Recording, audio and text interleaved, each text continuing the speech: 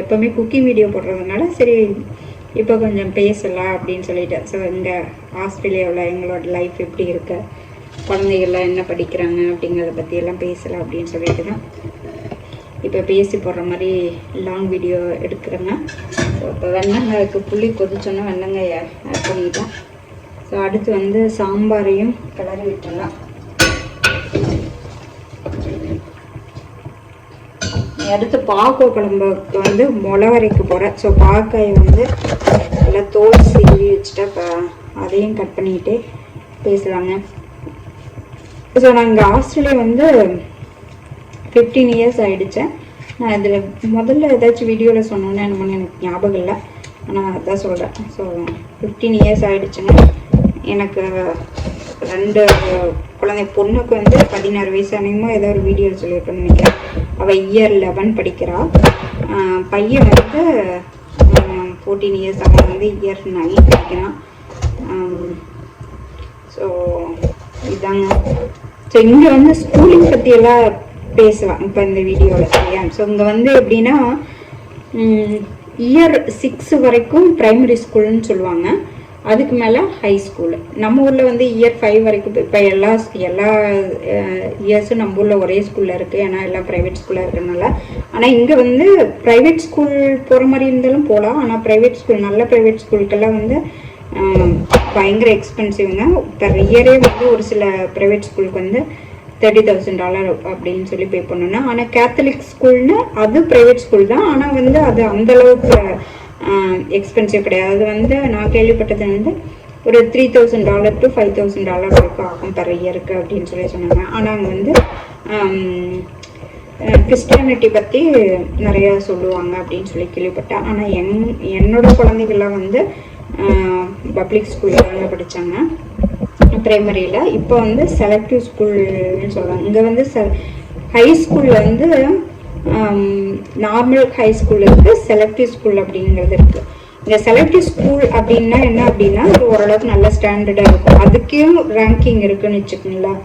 இப்போ இவங்களோட என்னோட பொண்ணோட ஸ்கூல் ரேங்கிங், அவங்களோட HSC ரிசல்ட் வச்சு அந்த ஸ்கூல் ரேங்கிங் இருக்கும். அந்த இயர் படிக்கிறாங்க இல்லையா, அந்த குழந்தைகளோட HSC ரிசல்ட் வச்சு ஸ்கூல் ரேங்கிங் இருக்கும்.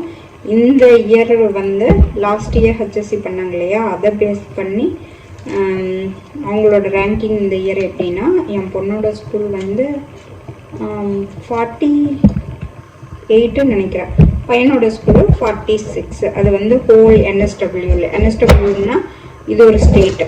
இப்போ நான் தமிழ்நாடு மாதிரி இருக்கோம், இந்த NSW ஒரு ஸ்டேட்டு, அதில் இந்த ரேங்கிங்க. இதுக்கு வந்து எப்படி போனாங்க அப்படின்னா, அவங்க இயர் 6 இருந்த போதே ஒரு எக்ஸாம் ஒன்று எழுதுனாங்க, செலக்டிவ் எக்ஸாமு. அதில் வந்து அந்த எக்ஸாம் பேப்பர் அப்ளிகேஷன் போடும்போதே நம்ம 3 ஸ்கூலை சூஸ் பண்ணிடுவோம், அந்தந்த ஸ்கூலுக்கு வந்து நம்ம அப்ளை பண்ணுறோம் அப்படின்னு சொல்லிட்டு. அந்த 3 ஸ்கூலில் ஏதோ ஒரு ஸ்கூல் கிடச்சுன்னா தாங்க, இல்லைன்னா வந்து நம்ம லோக்கல் ஹை ஸ்கூலுக்கு தான் அனுப்பணும்.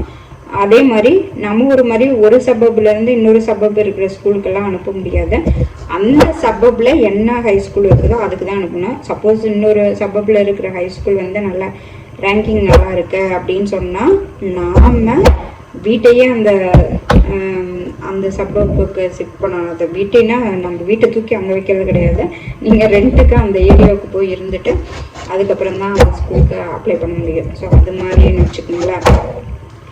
வந்து செலக்டிவ் ஸ்கூலுக்கு ப்ரிப்பேர் பண்ணுறதுல ஈஸியாக அப்படின்னு சொன்னால் it's depends on the kids கேப்பபிலிட்டின்னு சொல்லலாம். அதுக்கப்புறம் பார்த்திங்கன்னா நம்மளோட எஃபோர்ட்டும் இருக்குது. அதாவது ஸ்கூல்லையே எல்லாம் சொல்லி கொடுப்பாங்களா அப்படிங்கிறது தெரியல. ஒரு சில குழந்தைகள்லாம் வந்து சூப்பர் டூப்பர் டேலண்டடாக இருக்கிறவங்க மேபி அவங்களே ப்ரிப்பேர் பண்ணி அவங்களே எக்ஸாம் எழுதினாக்கிது வருவாங்களான்னு தெரியல. பட் என் 2 குழந்தைகளையும் நான் வந்து இயர் 4லேருந்து டியூஷன் அனுப்புனேங்க. அந்த டியூஷனுக்கு மட்டும் நான் ஒருத்தருக்கு $10,000 ஸ்பெண்ட் பண்ணேன், க்ளோஸ் டு $10,000. அதான் கிடச்சிது. ஏம்மா அப்படி பண்ணி தான் வந்து இந்த செலக்டிவ் ஸ்கூலில் அனுப்புனேன் அப்படின்னா, ஆமாங்க. ஏன் அப்படின்னா இங்கே நம்ம ஊர் மாதிரி இப்போ HSCலாம் நம்ம ஊரில் வந்து நீ எவ்வளோ படிக்கிறியோ அதுக்கு தகுந்த மார்க் அப்படிங்கிற மாதிரி தானே இருக்கும். ஆனால் இங்கே வந்து எப்படின்னா ஸ்கேலிங்னு ஒன்று பண்ணுவாங்க. நம்மளோட பியர் பெர்ஃபார்மன்ஸ், அந்த குழந்தைகளோட பியர் பெர்ஃபார்மன்ஸையும் பேஸ் பண்ணி ஸ்கேலிங் பண்ணுவாங்க. அதை பேஸ் பண்ணி தான் வந்து அட்டார்னு அந்த கிரேடு கொடுப்பாங்கன்னு வச்சுங்களேன். ஸோ அதனால் நல்லா படிக்கிற குழந்தைங்க இருக்கிற ஸ்கூலுக்கு போனால் இவங்களோட ஹெச்எஸ்சி மார்க் வந்து ஓரளவுக்கு நல்லா வரும். இல்லைன்னா கொஞ்சம் குறைவாக இருக்குன்னு வச்சுங்களேன். அதுக்காகவே நம்ம வந்து நல்ல ஸ்கூலில் சேர்த்த வேண்டிய சூழ்நிலை. இந்த நாலேஜே எனக்கு வந்து ரொம்ப லேட்டாக தான் தெரிஞ்சது. பட் செலக்டிவ் ஸ்கூலுக்கு அனுப்புனா நல்லது அப்படின்னு சொல்லி தெரியும். அதனால் நான் வந்து ப்ரிப்பேர் பண்ணேன். அதுக்கப்புறம் சரி ஓகே, இந்த செலக்டிவ் ஸ்கூலுக்குள்ள ஒன்று போயிட்டாங்கன்னா ஃபார் எக்ஸாம்பிள் இப்போ இயர் 7ல் ஒரு செலக்டிவ் ஸ்கூல் போயிட்டாங்க அப்படின்னா இயர் 12 வரைக்கும் அவங்க அதே ஸ்கூலில் தான் இருக்கணும் அப்படின்னா கிடையாதுங்க. நீங்கள் வந்து இப்போ ஃபார் எக்ஸாம்பிள் நீங்கள் இயர் 7ல் ஒரு 20th ரேங்கிங்கில் இருக்கிற ஒரு ஸ்கூலுக்கு போயிட்டாங்க அப்படின்னா நீங்கள் எவ்ரி இயர் 8ல் ஒரு 10th பிளேஸ்க்குள்ளே இருக்கிற ஸ்கூலுக்கு போகணும்னு விருப்பப்பட்டாங்கன்னா அதுக்கு ஒரு எக்ஸாம் கண்டக்ட் பண்ணுறாங்க. இயர் 8ல் கண்டக்ட் பண்ணுவாங்க, இயர் 9ல் கண்டக்ட் பண்ணுவாங்க, இயர் 10ல் கண்டக்ட் பண்ணுவாங்க. ஸோ அந்த எக்ஸாம் எழுதி உங்கள் குழந்தைகள் படிச்சதுன்னா இன்னும் பெட்டர் ஸ்கூலுக்கு கூட அவங்க மூவ் பண்ணிக்கலாம். ஸோ இது மாதிரி ஆப்பர்ச்சுனிட்டிஸ் எல்லாம் வந்து இங்கே இருக்குது. இது இப்படி தாங்க ஸ்கூலிங்கு. ஆனால் ஸ்கூலில் வந்து இவங்களோட ஸ்கூலிங் டைம் என்ன தெரியுமா, 9 to 3. அதில் வந்து 1 hour பிரேக் அவுட் பண்ணிடும். 5 மணி நேரத்தில் என்னங்க நடத்துவாங்க ஏதோ. ஆனால் ஸ்கூல் ஹோம்ஒர்க் வந்து நிறைய கொடுத்துருவாங்க. இயர் 11 எல்லாம் போச்சுன்னா நிறைய ஹோம்ஒர்க் இருக்கும். எக்ஸ்ட்ரா கரிக்குலர் ஆக்டிவிட்டீஸ் நல்லாயிருக்கு. டிபேட்டிங்கு, பப்ளிக் ஸ்பீக்கிங்கு, ஸ்போர்ட்ஸில் என்கரேஜ் பண்ணுறது அப்படிங்கிற அந்த எக்ஸ்ட்ரா கரிக்குலர் ஆக்டிவிட்டீஸ் எல்லாம் வந்து நல்லாயிருக்கும். பட் நாமளே நினச்சி பார்த்தா சும்மா புக் வாமாக இருந்துட்டு வந்ததுக்கு எந்த பிரயோஜனம் இல்லை அப்படின்னு சொல்லி தான் இருக்கும் இல்லையா. ஸோ ஆனால் இவங்களுக்கு அந்த இதெல்லாம் வந்து நல்லாவே என்கரேஜ் பண்ணுறாங்க எக்ஸ்ட்ரா கரிக்குலர்லாம். ஸோ இப்படி தாங்க இந்த ஸ்கூலிங்க. நான் உங்கள்கிட்ட பேசிகிட்டே கையும் கட் பண்ணி வச்சுட்டேன். அப்படியே அதை கலர் விட்டுடலாம்.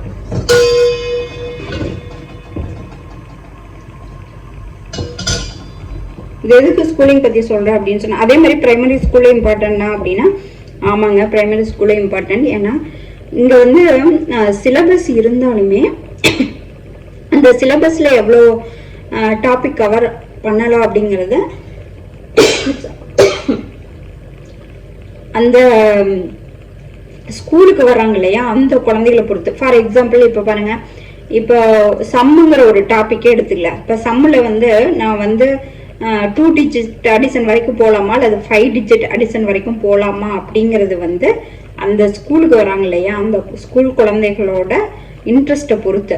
அப்போ வந்து நல்ல ஸ்கூலுக்கு போயிருந்தாங்கன்னு வச்சுக்கோங்களேன், அப்போ அந்த குழந்தைகள்லாம் பிரைட்டாக இருப்பாங்க. அப்போ வந்து டீச்சர்ஸ் வந்து இன்னும் 5 digit வரைக்கும் போகலாம் அப்படிங்கிற ஒரு மோட்டிவேட் பண்ணி நல்ல சொல்லிக் கொடுப்பாங்கன்னு வச்சுங்களேன். அதே மாதிரி எந்த ஒரு டாப்பிக்காக இருந்தாலுமே இன்னும் கொஞ்சம் ஹை லெவல் வரைக்கும் போகலாம் அப்படிங்கிற மாதிரி இருக்கும். ஆனால் கொஞ்சம் லோவாக பர்ஃபார்ம் பண்ணுற ஸ்டூடெண்ட்ஸ் இருக்கிற பக்கம் 2 digitே உங்களுக்கு ஓவரு அப்படிங்கிற மாதிரி நினச்சாங்கன்னா அதோட நிறுத்திடுவாங்க. ஸோ அதனால தான் ப்ரைமரி ஸ்கூலும் ரொம்ப இம்பார்ட்டன்ட். அவங்க வந்து நல்ல ப்ரைமரி ஸ்கூலில் இருந்தாங்கன்னா பேசிக்ஸ் எல்லாம் வந்து நல்லா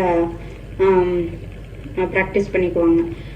இங்கே வந்து நம்ம ஊரில் எல்லாம் வந்து இயர் 12 எழுதும்போது அந்த ஒரு டெக்ஸ்ட் புக் ஒன்று கொடுப்பாங்க. அந்த டெக்ஸ்ட் புக்கில் என்ன இருக்குதோ அதுதான் மோஸ்ட்லி வரும் இல்லையா.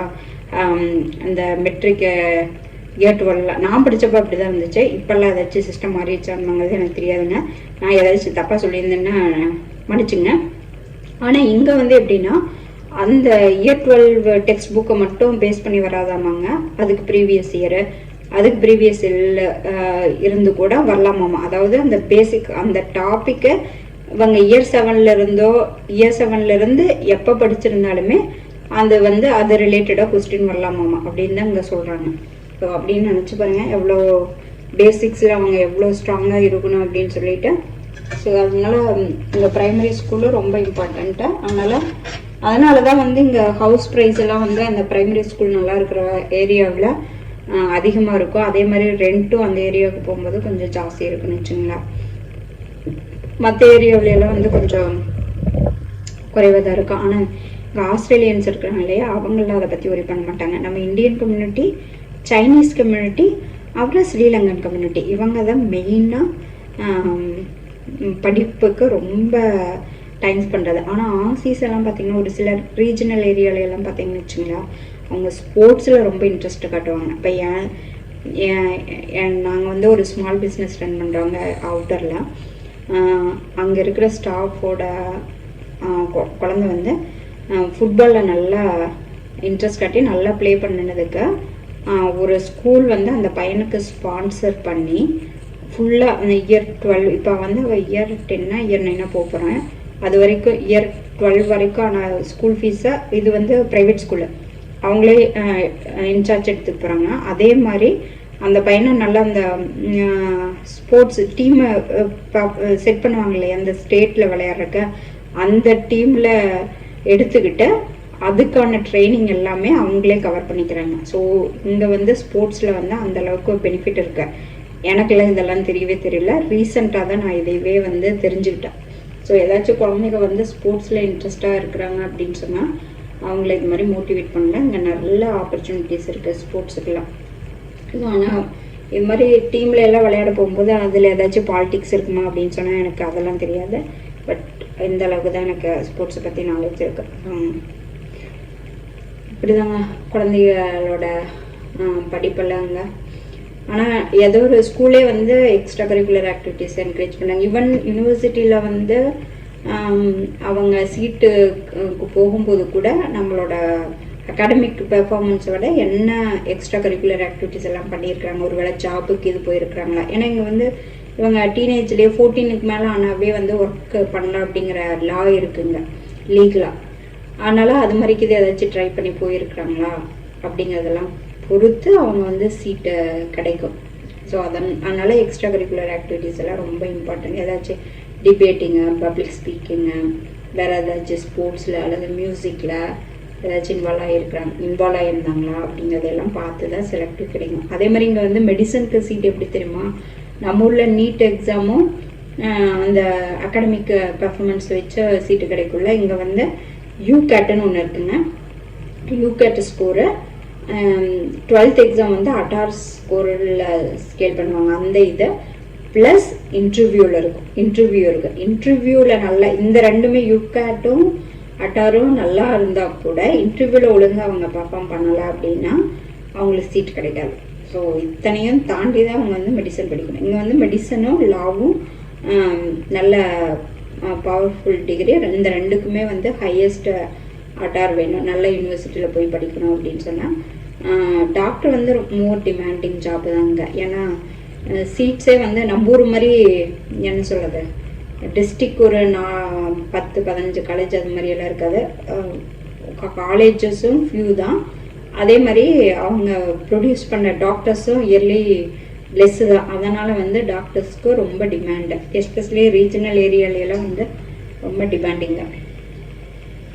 சரிங்க, நான் வந்து என்ன சொல்ல ரொம்ப ஓவராக பேசிகிட்டே இருக்கேன்னு நினைக்கிறேன். 15 minutes ஆகிடுச்சு. இன்னொரு வீடியோவில் பார்க்கலாம். பாய்.